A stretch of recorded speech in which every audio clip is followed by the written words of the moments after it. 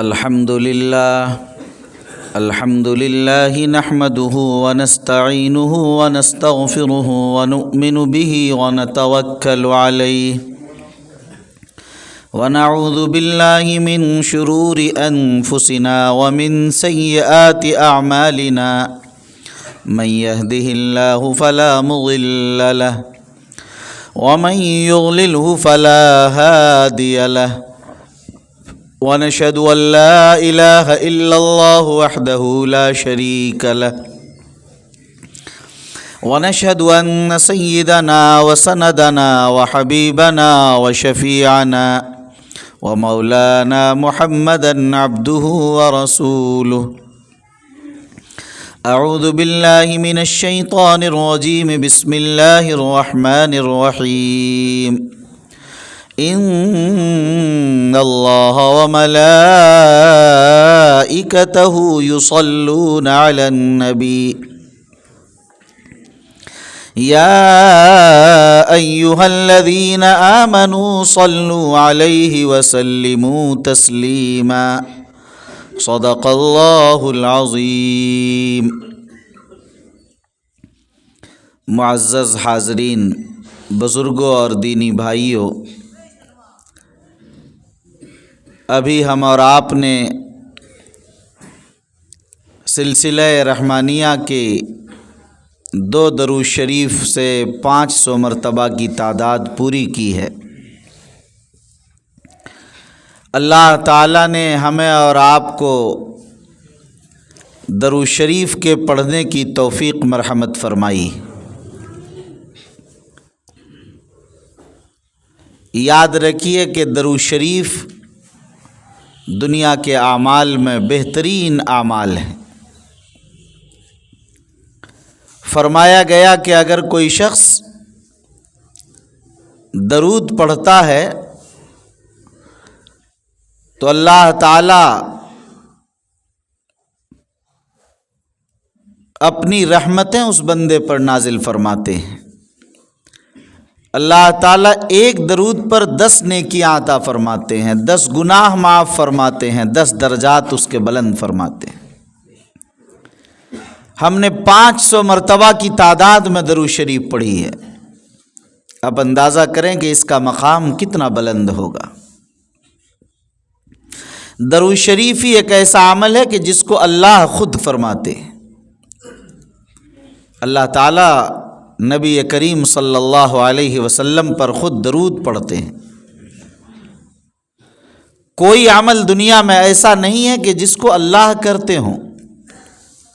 ایک ہی عمل درود شریف ایسا ہے کہ جس عمل کو خود اللہ بھی کرتے ہیں. اور اللہ نہیں بلکہ فرشتوں کو بھی لگا دیا. سارے فرشتے اس پر لگے ہوئے ہیں جنہیں ذمہ داری دی گئی کہ وہ درود شریف پڑھ رہے ہیں لگاتار. ہماری طرح نہیں کہ آدھا گھنٹہ پڑھ لیا، 1 گھنٹہ پڑھ لیا، بلکہ جب سے ان فرشتوں کو پیدا کیا وہ درود شریف پر ان کو لگایا تو آج بھی لگیں اور قیامت تک درود شریف ہی پڑھتے رہیں گے اور کوئی کام ان کا نہیں. یہ اس لیے اللہ تعالیٰ نے انسانوں کو تعلیم دی، انسانوں کو طریقہ بتایا کہ دیکھیے درود شریف پڑھنے کا 2 طریقہ ہے. ایک طریقہ ہے اکیلے میں انفرادی طور پر پڑھنا، جیسے ہم لوگ تنہائی میں نماز کے بعد درود شریف پڑھتے ہیں، نماز میں پڑھتے ہیں، صبح و شام درود شریف پڑھتے ہیں. یہ تو الگ پڑھنا ہوا انفرادی تنہائی میں. اور ایک درود شریف ہے جو اجتماعی طور پر پڑھنا ہے، یعنی جیسے ہم لوگ یہاں بیٹھ کر سارے لوگ مل کر درود شریف پڑھتے ہیں. بہت سے لوگ یہ سمجھتے ہیں کہ درود شریف جو اجتماعی نہیں پڑھنا چاہیے.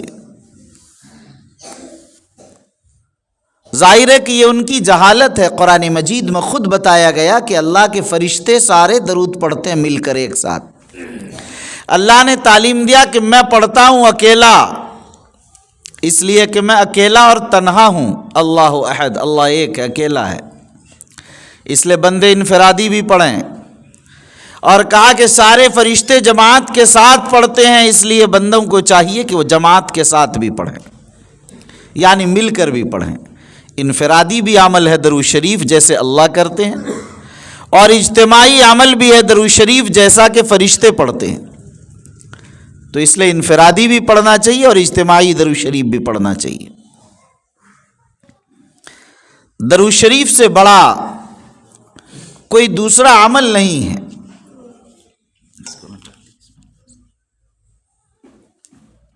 درود شریف سے بہتر کوئی دوسرا عمل نہیں۔ اللہ تعالیٰ نے اسی لیے اس کام کو خود اپنے لیے چنا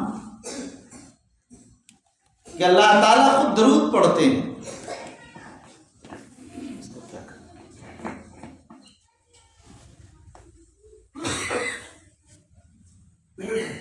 تو اللہ تعالیٰ درود شریف کو اسی بنیاد پر، آپ کو آواز پہلے سے اچھی جا رہی ہے؟ پہلے سے اچھی جا رہی ہے کہ ٹھیک نہیں ہے؟ جملہ جواب صحیح نہیں ہوا۔ پہلے سے خراب ہے یا صحیح ہے آواز؟ ہاں پہلے سے صحیح ہے نا؟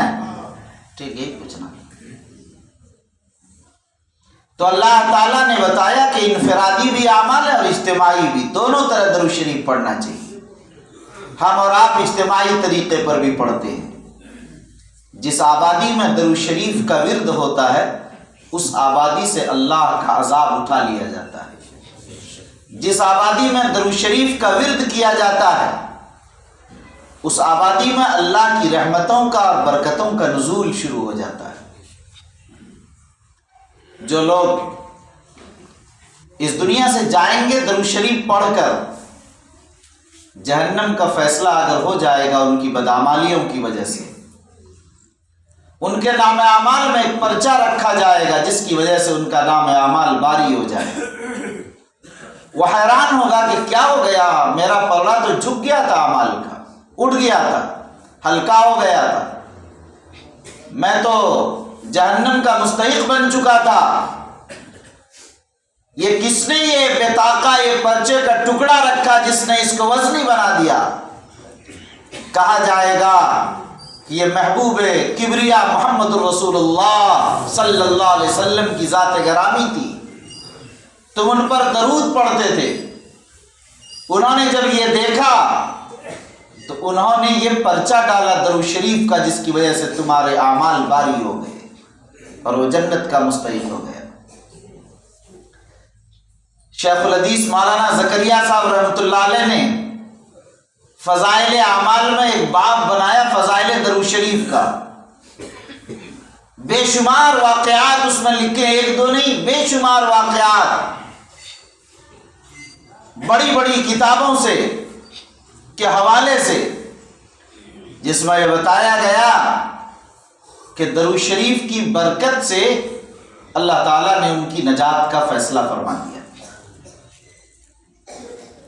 بہت سے لوگوں کو انتقال کے بعد بہت سے لوگ خواب میں دیکھتے ہیں، تو لوگوں نے پوچھا کہ کیا ہوا، تو ان میں واقعات لکھے کہ اللہ تعالیٰ نے درود شریف کی برکت سے میری مغفرت کر دی۔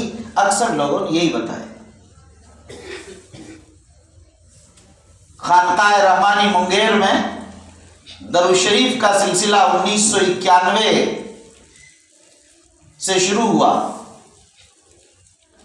امیر شریعت رابع حضرت مولانا سید شاہ منت اللہ رحمانی رحمۃ اللہ علیہ کا جب انتقال ہوا 19 مارچ 1991 کو، ان کے انتقال کے بعد جب مرشد گرامی قدر مفکر اسلام حضرت مولانا سید محمد ولی رحمانی صاحب نور اللہ مرقدہ جب خانقاہ رحمانی کے سجادہ نشی بنائے گئے، انہوں نے درود شریف کا سلسلہ شروع کیا۔ ان کی برکت یہ ہوئی درود شریف کی، ہزاروں لوگ ہر مہینے آیا کرتے تھے۔ لوگوں نے پوچھا کہ حضرت یہ درود شریف کا سلسلہ آپ نے کیوں شروع کیا؟ فرمایا کہ یہ جو میں آج نظر آ رہا ہوں یہ درود شریف کی برکت ہے۔ صرف حضرت سے پوچھا کہ یہاں جو مریض آتے ہیں وہ ٹھیک ہو کر جاتے ہیں کیوں؟ فرمایا کہ ایک تو سلسلہ رحمانیہ کا اثر ہے، اور دوسرا اسی درود شریف کی مجلس کی برکت کا نتیجہ ہے، جس کی بنیاد پر اللہ تعالیٰ نے یہ شفا اس پر رکھ دی ہے۔ ظاہر ہے کہ یہ تو بتانے کی ضرورت ہی نہیں کہ درود شریف کی کثرت رزق کو کھینچنے کا ذریعہ ہے۔ ہمارے یہاں ایک بڑی تعداد میں خود یہاں آتے ہیں، ابھی 2-3 سال سے شروع ہوا، ابھی تو 2.5 سال ہوئے۔ اس عرصے میں الحمدللہ کئی ایسے مخلص ہیں جو یہاں پابندی سے آتے ہیں اور حاضر ہیں وہ یہاں۔ اللہ تعالیٰ نے انہیں بہت ہی ترقیات سے نوازا، اس کی برکت سے، اور نواز رہے ہیں، کھلی آنکھوں اس کی برکات کا ظہور دیکھ رہے ہیں۔ ظاہر ہے کہ اللہ تعالیٰ نے اس میں بہت سے منافع رکھے ہیں۔ اللہ نے ہمیں توفیق دی کہ ہم سردی کی رات میں بھی یہاں بیٹھ کر درود شریف پڑھ رہے ہیں، درود شریف کی مجلس میں شریک ہو رہے ہیں، اور درود شریف جہاں ایک بار درود شریف پڑھ کر دعا مانگی جاتی وہ دعا قبول ہو جاتی ہے، اور جہاں پر لاکھوں مرتبہ درود شریف پڑھی جائے اور اس کے بعد دعا کی جائے تو اس درود شریف کا، اس دعا کا کیا حال ہوگا۔ اسی لیے اللہ تعالیٰ سنتے، جو لوگ شریک ہوتے ہیں اپنی ضروریات کے لیے درخواست کرتے ہیں، اللہ کے دربار میں دعا کی جاتی ہے، اللہ تعالیٰ رسول اکرم صلی اللہ علیہ وسلم کی برکت اور ان کے صدقے اور طفیل میں ان دعاؤں کو قبول فرماتے ہیں۔ بہت سے لوگ دور بیٹھے ہیں، وہ سوچتے ہیں کہ میرے لیے بھی دعا ہو، وہ بھی چاہتے ہیں کہ میں بھی شریک ہوں، مجھے بھی دنیا اور آخرت کا فائدہ ہو، لیکن وہ نہیں آ پاتے ہیں۔ ہر مہینے سوچتے ہیں، شیطان مسلط ہو جاتا ہے۔ اللہ تعالیٰ نے قرآن میں کہا وَمَن يَعْشُ عَن ذِكْرِ الرَّحْمَنِ نُقَيِّضْ لَهُ شَيْطَانًا فَهُوَ لَهُ قَرِينٌ وَإِنَّهُمْ لَيَصُدُّونَ عَنِ السَّبِيلِ وَيَحْسَبُونَ أَنَّهُمْ مُهْتَدُونَ۔ قرآن نے کہا کہ جو اللہ کے ذکر سے دور ہو جاتے ہیں، ہم شیطان ان پر مسلط کر دیتے ہیں، اور شیطان کو فَهُوَ لَهُ قَرِينٌ ان کا ساتھی بنا دیتے ہیں۔ وَإِنَّهُمْ لَيَصُدُّونَهُمْ عَنِ السَّبِيلِ شیطان ان کو راہ راست سے روکتا رہتا ہے، اور یہ پڑھاتا بھی رہتا ہے کہ تم بالکل ٹھیک ٹھاک چل رہے ہو، ماشاءاللہ بہت اچھا، پڑھاتا بھی رہتا ہے اور وہ خوش رہتا ہے۔ احساس بھی ختم کر دیتا ہے اس بات کا کہ تم غلط کر رہے ہو۔ اگر یہ احساس باقی رہے تو سدھر جائے گا، لیکن غلط کر کے اس غلط کو صحیح اور سجا کر سنوار کر اللہ اس کے سامنے پیش کرتا ہے، تو پھر وہ محروم ہو جاتا ہے ہمیشہ کے لیے۔ تو اس لیے میرے بھائیوں، آپ اپنے احباب کو بھی، اپنے دوستوں کو بھی اس بات کے لیے تیار کیجیے اور آمادہ کیجیے کہ شیطان نے جو انہیں سہلا رکھا ہے، بہلا رکھا ہے، سلا رکھا ہے، شیطان نے جو اپنا دوست اور ساتھی بنا رکھا ہے، شیطان کو جھڑک کر نکل کر وہ اللہ کے محبوب محمد رسول اللہ صلی اللہ علیہ وسلم پر بھیجے جانے والے درود کی اس مجلس میں لوگ شریک ہو کر اپنی دنیا اور آخرت کے لیے دعا کریں، اپنی اصلاح نفس کے لیے سوچیں اور کوشش کریں، اور اللہ کے دربار میں اور اللہ کے رسول کے اس دربار میں وہ حاضر ہونے کی کوشش کریں۔ آپ اپنے احباب کو لے کر آئیے، انہیں تیار کیجیے۔ مر جانے کے بعد ظاہر ہے کہ وہ افسوس کرے گا، وہ کہے گا، جب قیامت میں آئے گا، اسی آیت میں آگے ہے، وہ کہے گا قال یا لیتنا بعد المشرقین، کہ اللہ ہمارے اور ان کے درمیان مشرق و مغرب کا فاصلہ ہوتا۔ وہ کہے گا کہ یا اللہ، یہ جنہوں نے ہمیں بہلا رکھا دنیا میں، ان کو جہنم میں ڈال دیجئے اور دکھائیے، نکالیے تو ان کی گردنوں پر ہم پیر رکھ کر ان کو کچلیں، ذلیل کریں، رسوا کریں۔ لیکن کہا جائے گا کہ اب وہ سب چاہ گیا، تم بھی جہنم میں، وہ بھی جہنم میں، دونوں شریک ہو اسی میں۔ تو میرے بھائی، چلے جانے کے بعد افسوس کرنے سے پھر کچھ ہاتھ نہیں آتا۔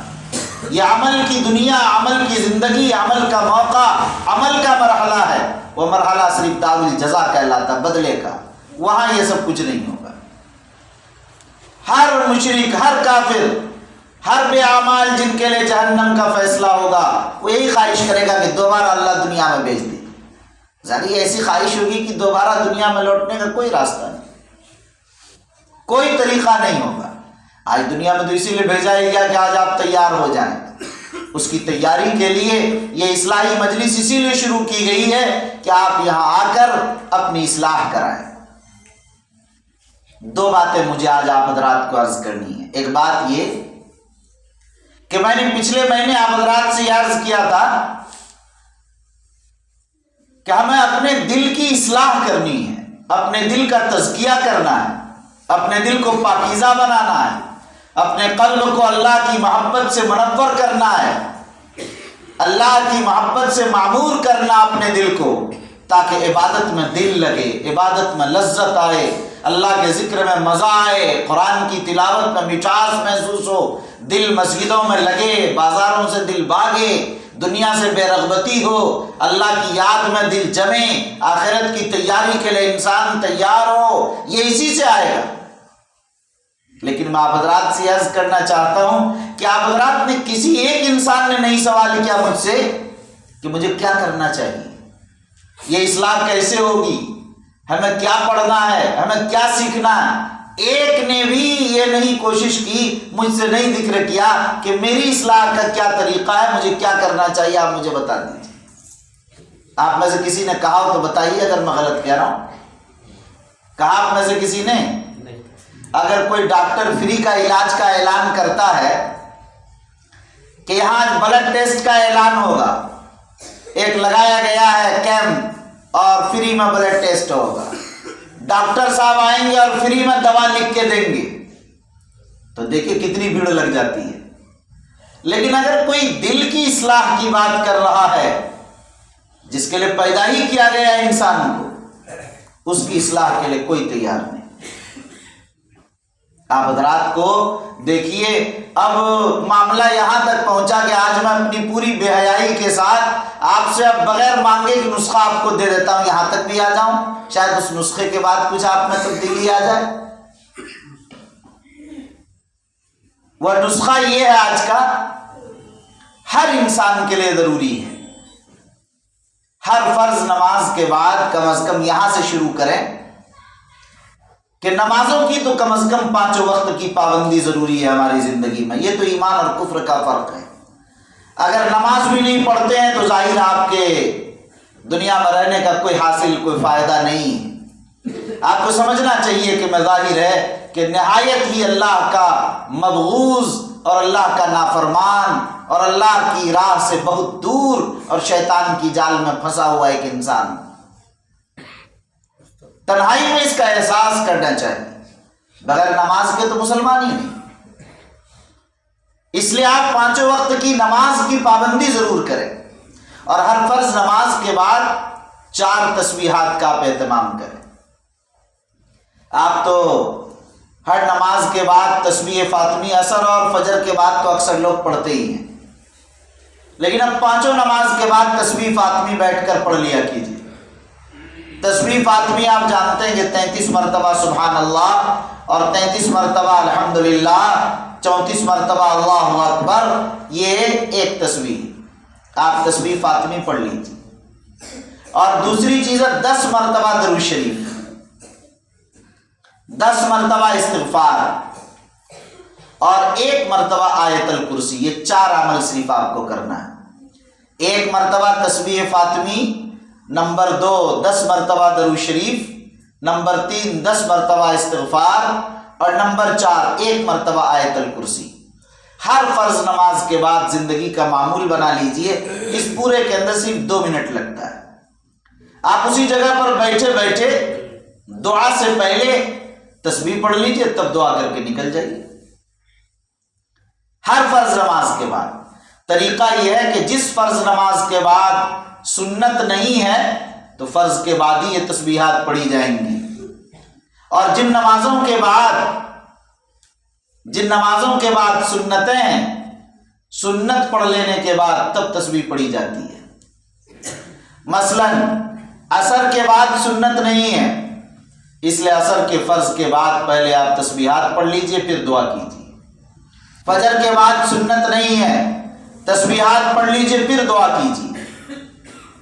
لیکن ظہر کے بعد سنت ہے، مغرب کے بعد سنت ہے، عشاء کے بعد سنت ہے، تو ظاہر ہے کہ سنتوں سے بھی سب چیز سے فراغت کے بعد تب ان چاروں تسبیح کو پڑھ لیجئے، پھر دعا کر لیجئے، پھر فارغ ہو کے چلے جائیے۔ تو ظاہر آپ حضرات کو یاد ہو گیا ہوگا کہ تسبیح فاطمی پڑھنی ہے، 10 مرتبہ درود شریف پڑھنا ہے، 10 مرتبہ استغفار پڑھنا ہے، اور 1 مرتبہ آیت الکرسی پڑھنا ہے۔ ان سب کے فوائد بہت طویل ہیں، بہت طویل ہے۔ صرف ایک آیت الکرسی کے بارے آتا ہے کہ جو شخص ہر فرض نماز کے بعد پڑھتا ہے اس کی موت آئے گی تو وہ سیدھے جنتی میں جائے۔ جس نے اس دن آیت الکرسی پڑھ لی اور اس دن اس کا انتقال ہو گیا وہ جنت میں جائے، یقین ہے۔ ایک زمانہ تھا کہ میرے اوپر خوف بہت طاری تھا، لگتا تھا کہ شاید موت کب آ جائے گی، راتوں کو نیند نہیں آتی تھی، تو میں جب آیت الکرسی پڑھ لیتا تھا تو فوراً نیند آ جاتی تھی۔ کیوں؟ اس لیے نیند آتی تھی کہ اب سونے میں کوئی مسئلہ نہیں، مریں گے بھی تو جنت میں جائیں گے چونکہ آیت الکرسی پڑھ لی ہے۔ اور کبھی اگر بھول گیا آنکھ فوراً کھل جاتی تھی اور اس کو پڑھ کر اب زندگی کا معمول ہی بن گیا۔ آپ بھی جب عادت بنا لیں گے تو آپ کو لگے گا کہ پڑھ لیا تو گہری نیند آ جائے گی، کہ اب ڈر ختم ہو جائے گا کہ مریں گے بھی تو جنت میں جائیں گے انشاءاللہ۔ تو آپ حضرات جو ہیں یہ 4 اعمال کریں گے انشاءاللہ، ماشاءاللہ۔ اب یہ 4 اعمال آپ حضرات کریں، اور ان 4 اعمال کے کرنے کے بعد کچھ کیفیات آپ پر آئیں گی۔ جب وہ کیفیات آئیں گی تو آپ حضرات بات کیجئے پھر اس سلسلے میں، تاکہ پھر بتایا جائے گا کہ آپ کو کیا کرنا چاہیے۔ نماز کی پابندی کیجئے، اور ہر فرض نماز کے بعد یہ 4 تسبیحات آپ حضرات کو پڑھنی چاہیے۔ جو اس سے زیادہ کرنا چاہتے ہیں اس کو اتنا بڑھا سکتے ہیں کہ 100 مرتبہ درود شریف اور 100 مرتبہ استغفار صبح اور شام میں ضرور پڑھ لیا کریں۔ یہ زندگی کا اتنا بھی جس نے معمول بنا لیا میں سمجھتا ہوں کہ بہت کر لیا۔ تو آج آپ حضرات کا یہی ایک سبق ہے کہ ہمیں اور آپ کو اس کو کرنا ہے انشاءاللہ، کریں گے انشاءاللہ۔ آخری بات، صرف ایک بات اور عرض کرنی ہے آپ حضرات سے، وہ یہ کہنی ہے کہ دیکھیے آپ میں سے ہر آدمی کی ذمہ داری ہے کہ وہ اپنی اصلاح کے لیے رات کی تنہائی میں روزانہ محاسبہ کرے۔ محاسبہ کہتے ہیں تنہائی میں بیٹھ کر غور و فکر کرنا، پورے دن کا کیا، 1-2 منٹ لگتا ہے اس میں کہ آج پورے دن صبح سے ہم نے کیا کیا، ہو تو ریل چل جاتی ہیں، دماغ میں ساری بات گھوم جاتی ہے، کتنی اچھائیاں کی، کتنی برائیاں کیا، کتنے جھوٹ بولے، کتنی غیبت کی، کتنی بے ایمانی کی، کتنی نمازیں پڑھی، کتنا صدقہ کیا، کتنی تسبیح پڑھی، کتنی اچھائی کی اور کتنی بھلائی کا کام کیا، یہ دونوں باتیں آ جاتی ہیں۔ اگر آپ نے اچھا کام کیا سارا تو اللہ کا شکر ادا کیجئے، اور شکر سے اللہ نعمتوں کو بڑھاتا ہے، اگلے دن اور اللہ آپ کو نعمتوں کا اجر دیں گے، اگلے دن اور آپ کو عبادتوں کی توفیق عطا کر دیں گے۔ اور اگر آپ نے غلط کیا ہے، گناہ کیا ہے، تو آپ اسی وقت استغفار کیجئے، توبہ کیجئے، اور عہد کر کے سوئیے کہ یا اللہ کل نہیں ہوگا گناہ انشاءاللہ، کل سے نہیں کریں گے گناہ۔ اس لیے میرے بھائی آپ دیکھتے ہیں کتنے لوگ رات کو سوتے ہیں صبح مرے ہوئے ملتے ہیں، کیا ہوا تو جگانے گئے تو انتقال ہو گیا۔ یہ اصل مسئلہ آپ تو اتنا ہی جانتے ہیں کہ بھائی ہزاروں میں ایک آدھ کا نہیں۔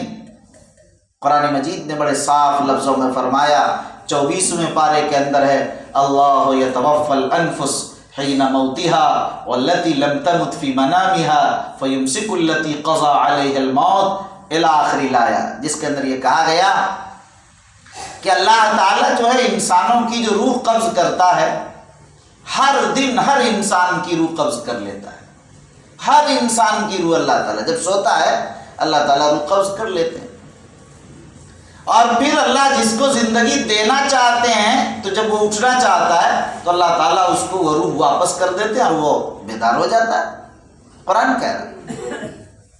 اور جس کو کا وقت پورا ہو جاتا تو وہ نہیں لوٹایا جاتا تو وہ سوتا رہ جاتا، ختم ہو جاتا ہمیشہ کے لیے۔ والتي لم تمت في منامها، اور جو نہیں مرتا اپنی نیند میں تو اللہ پھر دوبارہ لوٹا دیتے ہیں اس کو۔ تو گویا روزانہ سونے کے بعد روح چلی جاتی ہے، پھر اللہ کے حکم سے دوبارہ آ رہی۔ ذرا آپ اس تصور کو تو کیجئے اور ذہن میں حاضر رکھیے کہ جو روح ہماری نکل رہی ہے پھر واپس آئے گی یا نہیں آئے گی۔ اس لیے میرے بھائی آپ کو ہمیشہ محاسبہ کرنا، چھوٹا سا کام احتساب کرنا ہے، کریں گے انشاءاللہ آپ حضرات۔ اور ایک کام پہلے میں نے کہا تھا کہ آپ حضرات اپنے احباب کو لے کر آئیں، جب یہاں آئیں تو ان کو بتائیں، ان کو سکھائیں، وہ حاضر ہوں، ایسی مجلسوں میں جائیں تاکہ وہاں جا کر کچھ لے کر وہ آئیں، ان کی زندگی میں کچھ تبدیلی آئے، ان کے دلوں میں کچھ انقلاب پیدا ہو، اللہ کا خوف اور آخرت کا ڈر ان کے دل میں پیدا ہو، دنیا سے بے رغبتی اور آخرت سے کی طرف اس کا تعلق بڑھے، ان کا قدم اس کی طرف بڑھنا چاہیے۔ اس لیے میرے بھائی ہمیں اور آپ کو آج ان 3 سبق کو لے کر جانا ہے اور ان تینوں سبق کے ساتھ ہمیں زندہ رہنا ہے۔ ایک بات میں نے اور بہت پہلے کہی تھی، دوہرا دیتا ہوں، ہر وقت آپ کی زبان اللہ کے ذکر سے تر رہنی چاہیے۔ جب آپ کی زبان پر اللہ اللہ جاری رہے، کچھ بھی کرتے رہیے، سبحان اللہ الحمدللہ پڑھتے رہیے ہر وقت زبان پر، تو نہ گالی آئے گی، نہ برائی آئے گی، نہ غیبت آئے گی، خود شرم آئے گی کہ کیا جھوٹ بولے، ابھی تو اللہ اللہ کر رہے تھے، منہ کھولیں گے تو بری بات سے نہیں کھولیں گے، کم از کم اللہ تعالیٰ بڑی حفاظت فرماتے ہیں، بڑی حفاظت فرماتے ہیں۔ ایک بات اور اسی پر یاد ہے، اس سے کم بولیں گے آپ۔ فرمایا کہ جو زیادہ بولتا ہے اس کے بارے میں لکھا کہ وہ بیوقوف ہوتا ہے، جو زیادہ بولتا ہے علماء نے لکھا کہ اس کی حماقت کا نہیں، اس کے پاگل پن کا یقین کر لو۔ کیوں؟ فرمایا لکھا کہ جو انسان جتنا عقل مند ہوتا ہے اس کی گفتگو اتنی کم ہو جاتی ہے، اور جو جتنا بیوقوف ہوتا ہے وہ اتنا زیادہ بولنے لگتا ہے۔ اسی لیے جب انسان کی عقل مکمل ہو جاتی ہے تو اس کی گفتگو گھٹ جاتی ہے، جب انسان کی عقل ناقص رہتی ہے تو بولتا زیادہ ہے، اور جو آدمی بولتا ہے وہ پھر محفوظ نہیں رہ پاتا، اچھا برا غلط سلط سب بولے گا، اور جو آدمی کم بولے گا وہ محفوظ رہے گا چیزوں سے۔ اس لیے آپ کم بولیے، کم بولیے، کم بولنا چاہیے، اور آپ کی زبان ہر وقت اللہ کی یاد میں لگی رہے، ہر وقت کچھ بھی کر رہے، آپ کاروبار کر رہے ہیں، آپ کھیتوں کے اندر ہیں، آپ چل رہے ہیں، آپ پھر رہے ہیں، آپ گاڑی چلا رہے ہیں، آپ کہیں سفر کر رہے ہیں، آپ گھر میں بیٹھے ہیں، لیٹے ہیں، سوئے ہیں، کیوں؟ میں نے عرض کیا تھا پہلے بھی کہ ذکر ہی ایک ایسی چیز ہے کہ جس کے لیے وضو کی ضرورت نہیں، جس کے لیے پاک ہونا ضروری نہیں، جس کے لیے بیٹھنا ضروری نہیں، کھڑا ہونا ضروری نہیں، سونا کچھ بھی ضروری نہیں، جہاں جس حال میں اللہ کا ذکر آپ کر سکتے ہر حالت میں۔ اس لیے قرآن نے کہا الذین یذکرون اللہ قیاما وقعودا وعلی جنوبہم، اللہ کا ذکر کرتے رہیں، کھڑے بیٹھے لیٹے سوئے، ہر طرح اللہ کا ذکر آپ کی زبان پر رہنا چاہیے، ہر وقت اللہ کا ذکر آپ کی زبان پر رہنا چاہیے۔ کیوں؟ دیکھیے ایک انسان کو جو جنت دی جائے گی، اتنی بڑی جنت ایک انسان کو، آپ بار بار پڑھ چکے ہیں کہ جتنا یہ زمین و آسمان کائنات ہے نا، 7 دنیا، 7 زمین و آسمان جتنی ہے، ایک ادنا جنتی کی جنت کی چوڑائی اس سے کہیں سے چوڑائی اس سے زیادہ ہوگی، تو لمبائی کتنی ہے؟ قرآن ایک آدمی کی، قرآن نے کہا وَسَارِعُوا إِلَىٰ مَغْفِرَةٍ مِّن رَبِّكُمْ وَجَنَّةٍ عَرْضُهَا السَّمَاوَاتُ وَالْأَرْضُ أُعِدَّتْ لِلْمُتَّقِينَ الَّذِينَ يُنفِقُونَ فِي السَّرَّاءِ وَالضَّرَّاءِ وَالْكَاظِمِينَ الْغَيْظَ وَالْعَافِينَ عَنِ النَّاسِ وَاللَّهُ يُحِبُّ الْمُحْسِنِينَ۔ فرمایا کہ جو لوگ جنت میں جائیں گے، جنت کی چوڑائی جانتے ہو کیا ہے؟ عرضها السماوات والارض، اس کی چوڑائی 7 زمین و آسمان سے زائد ہو، ایک آدمی کی جنت۔ اب آپ بتائیے ایک اتنی بڑی جنت، لیکن جنت کیسی ہوگی؟ جنت میں پیڑ پودے نہیں ہوں گے، یہ ہم کو لگانا ہوگا، جو ہم ایک مرتبہ سبحان اللہ کہتے ہیں، ایک درخت لگ جاتا ہے اس میدان میں، دوبارہ کہا تو دوسرا، تیسرا، یہ جو ہزاروں کی تعداد میں روزانہ پڑھتے جائیں گے، ہزاروں لاکھوں آپ کے یہ درخت لگتے چلے جائیں گے، تبھی تو ہرا بھرا ہوگا۔ اس کا معنی یہ نہیں ہے کہ آپ لگائیں گے درخت، ظاہر ہے تبھی کچھ کھانے کو ملے گا، یہ مت سمجھیے گا، لیکن وہ تو جنت میں فرمایا گیا کہ جنت کے اندر وہ تمام چیزیں ہوں گی جو آپ کا دل چاہے گا، وَلَكُمْ فِيهَا مَا تَدَّعُونَ، اور اس میں وہ بھی ہوگا جو آپ آرڈر کریں گے، جو دل میں آئے گا وہی آپ کو مل جائے گا، اسی لمحے مل جائے گا، اور اگر جو نظر بھی نہیں آ رہا ہوگا آرڈر کریں گے تو اسی منٹ آ جائے گا۔ کیوں؟ قرآن نے کہا نزلا من غفور الرحیم، اس لیے کہ آج تو میزبانی اللہ رب العزت کی طرف سے، آپ مہمان اور میزبان اللہ ہے۔ یہ کون اللہ ہے؟ یہ وہ اللہ ہے جو حضرت سلیمان کا بھی خدا ہے۔ وہ سلیمان جنہوں نے کہا تھا کہ ہم کو پوری دنیا پر بادشاہ، پوری دنیا پر، اور بادشاہ کیسے تھے حضرت سلیمان؟ ہوا پر بھی ان کی حکومت تھی۔ فلائٹ تو آج بنی، 100 سال ابھی پورے نہیں ہوئے فلائٹ کو بنے ہوئے، لیکن آج سے ہزاروں سال پہلے حضرت سلیمان علیہ السلام کی فلائٹ تھی، ہوا پر ان کی حکومت تھی۔ وہ اپنے تخت کو کہتے کہ مجھے ابھی عراق جانا ہے، ہوا اسے اڑا کر لمحوں کے اندر عراق پہنچا دیتا۔ عراق سے وہ کہتے کہ ابھی مجھے ملک شام جانا ہے، اسی لمحے شام میں پہنچ گئے۔ ابھی افریقہ کے جنگل میں جانا، وہاں پہنچ گئے۔ پھر کہا کہ چلو گھر پہنچنا ہے، اسی وقت ان کی فلائٹ ساتھ رہتی تھی، تو ہوا پر ان کی حکومت تھی، سارے چرند پرند پر حکومت تھی، اور سب کی زبان کو وہ جانتے سمجھتے تھے حضرت سلیمان علیہ السلام۔ ان کو شوق پیدا ہوا کہ ہم سارے انسانوں کی ایک دن دعوت کریں گے، تو کہا کہ حضرت یا اللہ ہم 1 سال سارے انسانوں، جنات اور ساری مخلوقات کو آپ کے 1 سال کھلانا چاہتے ہیں۔ تو اللہ تعالیٰ نے کہا اللہ کے بندے سلیمان نہیں کھلا پاؤ گے بھائی، کیا کر رہے ہو؟ کہا کہ اللہ 1 مہینہ، کہا 1 مہینہ بھی نہیں کھلا سکو گے۔ اخیر میں 1 ہفتہ کا، 1 دن کا، 1 وقت، کہہ رہے 1 وقت بھی نہیں کھلا پاؤ گے۔